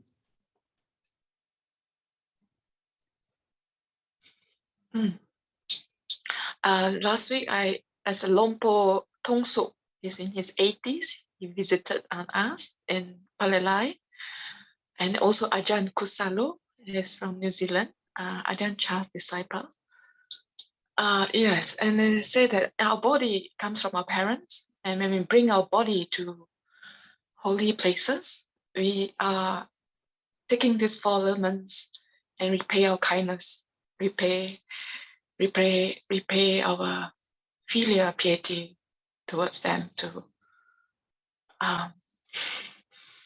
So I feel that this brings a motivation to like go for a retreat, like, and taking to treasure this body, to bring to do good deeds.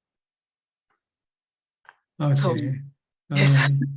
So like sometimes life, like we can't have things how we like them to be, but when we bring our body to do good deeds, like Lompo Tongso give a Dhamma talk, we're actually taking our father's and mother's body, the elements, we get this gift from the parents, and when we do dana and all the good deeds, we are repaying the parents.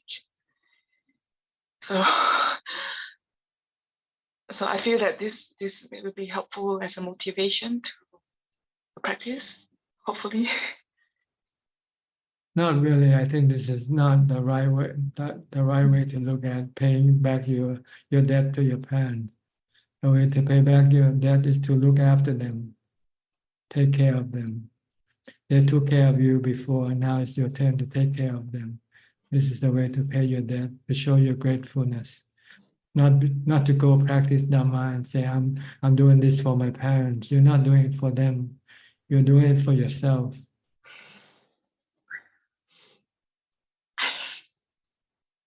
So when I start feeding birds and all, because before my father's passing, he said that he thinks because he had done some bad karma, and he thinks that he will turn into a bird. And when, to console him, I said, if in case you turn into a bird, you can look for me, and I will give you a treat. I will give you food. I said, so I know that it's past. We keep moving, Ajaan. There are a lot of links. So every living beings that we meet, I try to feed them or do good and be kind. If I can help, I help. If we can't help, like Aparaji said, certain condition that we can't do anything, but to practice. So Ajaan, I heed your advice. The very first time when you advised me, we keep a preset for ourselves. I'm still learning. I'm still learning on that. How much the balance, like how much to be independent and how much to be interdependent. Ajaan. I'm still finding that balance. Ajaan. Okay. Just keep on practicing. Eventually, you'll find the right balance. Okay. Thank you, Ajaan. All right. Dr. Sri and Chep from Vancouver, Toronto, Canada. Greetings, Canada. Hello. A lot of people waiting today. I saw Rose, a long time friend, Rose. Already? And I'd like to give time to if it's okay. Okay. So you want to give up your I'm to Rose, maybe. Or are there other people too? I okay. think. Next to you will be okay. We'll go to John now. Hi John, where are you from? This is your first time here? Hello, Dhanajan. No, I've been here a couple of years ago, but I've been practicing letting go of a lot of things. But I listen a lot. Thank you for all your teaching and all the Dharma students for all of their experiences. I listen to something, I get frustrated. I'll go away and then slowly find out that frustration is linked to an attachment. And then once I work on the attachment, I start letting go. I find that the attachment is linked to, I think that it's a leaf. The leaf turns into a tree. The tree turns into a forest. And it takes a long time to chop down the forest. So firstly, I'd like to say Happy New Year to you, Dhanajan, and I apologize for all my unwholesome mind action, unwholesome verbal action, unwholesome body action in this life and every life. I apologize for all of that. Yes. Okay, the proper way is to not repeat the same mistake again. Yes. I'm trying. I have a argumentative mind. It likes to, it'll argue with a rock. When you apologize, when you accept that you did something wrong. Yes. And then you want to correct that. You don't want to repeat the same mistake again. Yes. That's the purpose for apologizing. Correct. Understanding that, yes, I have done things wrong. I do think wrong. I do speak wrong. I do act wrong. And I will not repeat it again. I will not repeat it again. Thank you, Dhanajan. Okay. I have a question for you. In the last week and 2 weeks, in your talks, both here and in live at the temple, you've expressed about you need to become an arahant first, and then you can understand and be able to use the spiritual powers, which I 100% agree with. But there's a bit of a conflict for me to understand. If you become a Sotapanna and up 7 lives, you become an Arahant. Did Lord Mahabua ever discuss the Utapum line? Because I just wanted to understand, for someone that's in that line, can you become an Arahant and continue, or is it better not to become a Sotapanna? Oh no, you should become a Sotapanna, because then you're guaranteed that you'll get to Nibbana quickly. But that's not the Putapum line. See, Putapum line can mean you can wait for another 10,000 lives or 10 million lives before you become enlightened. So that's a long, long way to go. And you take that option only because when there is no teaching of the Buddha around to guide you. Or if you're just a stubborn boy and you want to become a Buddha. Yeah, that's up to you. But if you have someone to lead you the way, why try the way yourself when you're blind? When you're blind and you have somebody who have good eyesight to take you, to show you the way. If you want to go by yourself, it's up to you. If you follow someone who has had good eyesight, then you can get to where you want very quickly. That's why a lot of people who have this stubbornness of wanting to become the Buddha eventually give up. I think Ajaan Man was one of them. I think he also had this stubbornness. Yes. But he eventually realized that it's stupid. So he stopped his desire to become a Buddha and then practiced more to become an Arahant instead. Yes, that is correct. Follow the Noble Eightfold Path. Yes, I have assumed that by understanding from reading the books of Lord Mahabua. But then again, because of his stubbornness and doing all the things he'd done in previous lives, we had his teaching, then Lord Mahabua's teaching, and your teaching. If he didn't do that, then there wouldn't have been this line of Arahants. So, there are purposes, there are positives to certain things, and if you're stubborn and silly enough and crazy enough to do certain things, like doctors. We have doctors here, they went and studied for 7 years, and how much heartache to help people. They could have gone to Lord Mahabua and become Arahants in the 7 years or 10 years or 15 years, but for some reason they decided that path. So there was no real teaching about there's no real teaching about if someone's on that path, you should not, or you should, or how does it work? It's a personal choice, and that person will have to be the one to decide which path he wants to take if you have a choice to make. Okay, but there's no Sotapanna, if you do this, then once you're Sotapanna, you're guaranteed to become an Arahant within this lifetime. But if something should happen to you before you became an Arahant, maybe you have an accident and you die, then you still have 7 more lives to come back and finish your job.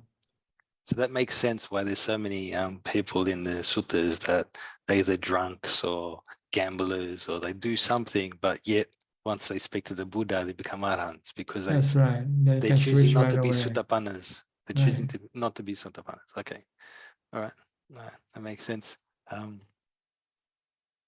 Okay. Thank you. One more question about lust. If you're not a Sotapanna, but can you get rid of lust altogether, or you have to go through Sotapanna all the way up to Anagami to be able to get rid of lust? Yes, because you need to be able to see the body all time as being asubha, not attractive. And in order to have this, you have to have strong mindfulness and continuous wisdom. So usually it requires much more effort than becoming a Sotapanna.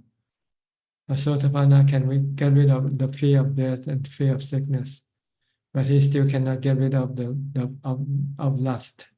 in this stronger mindfulness and more contemplation on Asubha, on the Asubha nature of the body, before it will be able to stop lust entirely, completely. Yes, yes. Lust can be suppressed. It's been suppressed. That's not the problem. But as anger goes, happiness comes up, and as happiness comes up, you see things differently, and there's more metta, and there's lust still there. So Yes, the lust will only go away when you see Asubha, when you see the unpleasant parts of the body. yeah, okay. That's not difficult. Okay. Okay. Thank you very much, Tanajan. All right. Where are you staying in Thailand, or you back somewhere? Right now, I'm in Sydney. Oh, Sydney. But Okay. I've spent some time in Thailand. I went to Mechi Khao.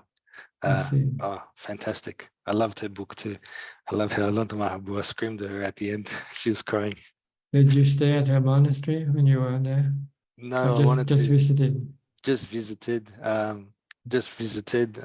Very good experience. Were there many Mechis there when you went there?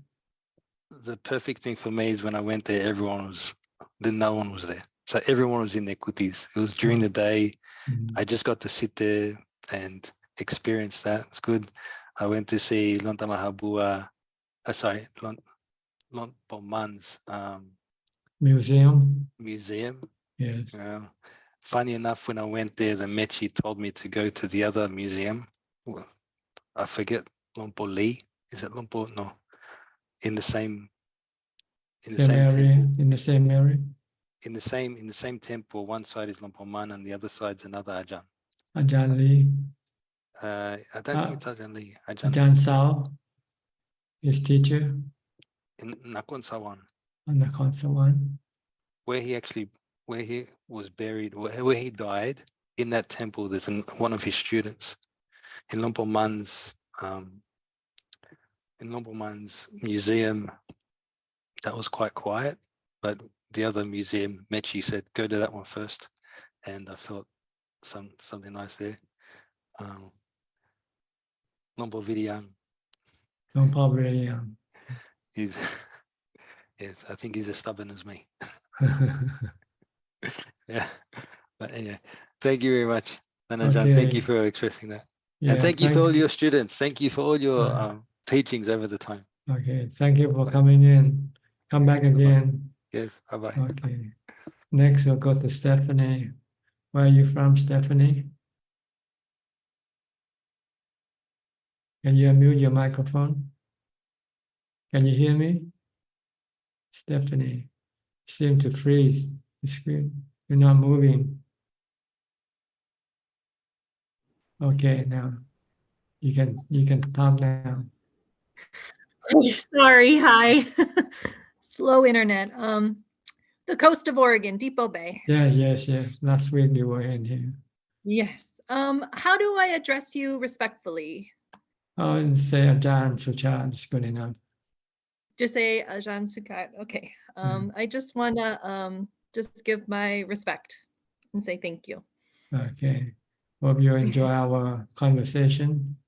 Love it. Yes. Okay, good. I'll go to Rose now. Rose from Florida and her husband.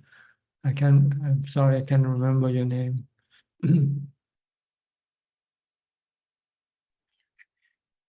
Greetings from Florida, Thanajan. Yes, And good to my see name is you. Krishna. Krishna, Good to see you. okay. And Okay. I was happy to meet with you 1 month ago and Yes. enjoyed my brief visit with you. And also happy to meet with the students at the school you run and also interacted with the teachers and the students. Thank you very much. Yes, you're welcome. Is No, there anything you'd like to say today? Ask or anything? And I'm very happy that to listen to you and enjoy your discussions and discourses. Thank you. Okay. How about you, Rose? Do you have anything to say? You're quiet today. I just want to say thank you, Thanajan. Thank you for this beautiful Dhamma that is arising day by day, greater and greater in our hearts, and especially Krishna has been very supportive to my 8 vows practice, basically living as a lay Mechi here in Florida. So I want to say thank you to Krishna and to you. Otherwise, I couldn't make it. You're welcome. You can be Mechi anywhere in the world. All you have to do is just maintain the 8 precepts. Thank you very much. Thanks for the Okay. books you offered me. Thank you very much. Okay, you're welcome. Well, we'll go to Facebook and YouTube and Gmail for more questions. Could you? Namaskaran ka. This evening we have 8 questions so far. The first question is from the assistant Gmail, and it's from Sam from Australia. How to apply metta and avoid aversion when we are facing foolish people, which under circumstances we can't avoid? Well, you just have to practice before you meet them. Say, try to learn to smile when you have to face somebody you don't like. So you have to train yourself in metta first before you get to see them. If you don't, then when you see them, you might not be able to show metta. So this is something you have to practice beforehand. Try to practice every day, thinking about metta. The next 7 questions are from Facebook. The first one is from meditemus.uy. On February 19th, 2025, are there plans for a festivity? We would like to be there. Thank you. Greetings from Uruguay. Satu. Next year, I don't know, I'll still be alive next year. So I cannot give you an answer in this question. The next question is from C. Ratana. Am I correct that Thanajan have just said that Sotapanna will be reborn as a monk or a nun? No, I didn't say that. I mean, if you enter into jhana, then it's likely that you were a monk or a nun. So in your next life, when you return, you probably become a monk or a nun. I didn't say Sotapanna. Yeah. The next question is from Metta Vandana.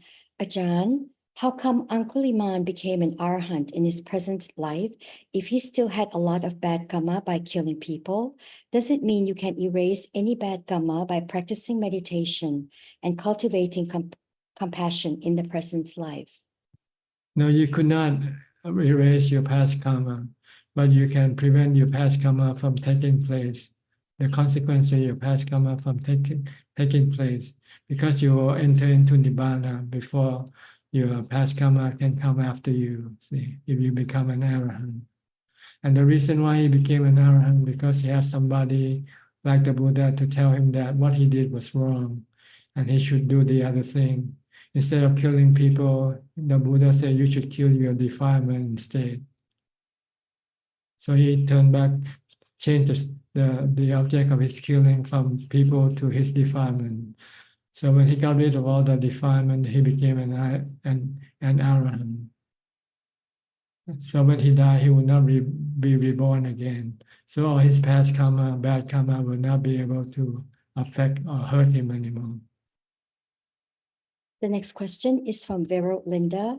Ajahn, how do we know if we have achieved the Sotapanna level?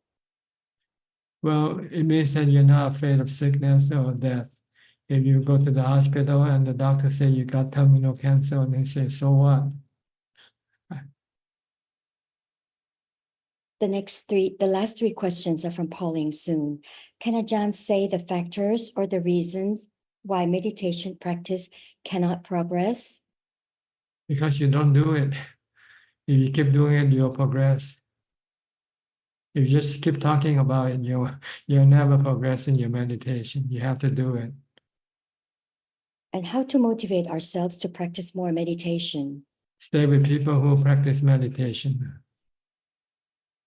And the last question is, do our existence paramita help us in practice meditation? Yes, because if you used to practice meditation in your past life, then you'll find it easy to do it in this lifetime. That is all, Ka. Okay. Well, that is all the time we have for today.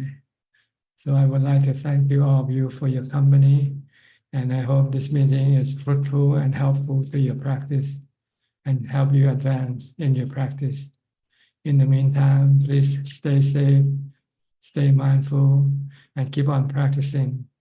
And if all goes well, I'll see you all at the same time next week. Thank you and goodbye. Thank you, Thank Ajahn. you, Ajahn. Thank you, Amin. Thank you, Amin. Good night, Goodbye, everyone. Bye, goodbye. Good night. Thank Good night. you. Bye-bye. Thank you. Thank you. Thank you. Bye bye. Bye-bye. Thank you. Bye bye ขอบคุณครับ ขอบคุณค่ะ สวัสดีครับ สวัสดีค่ะ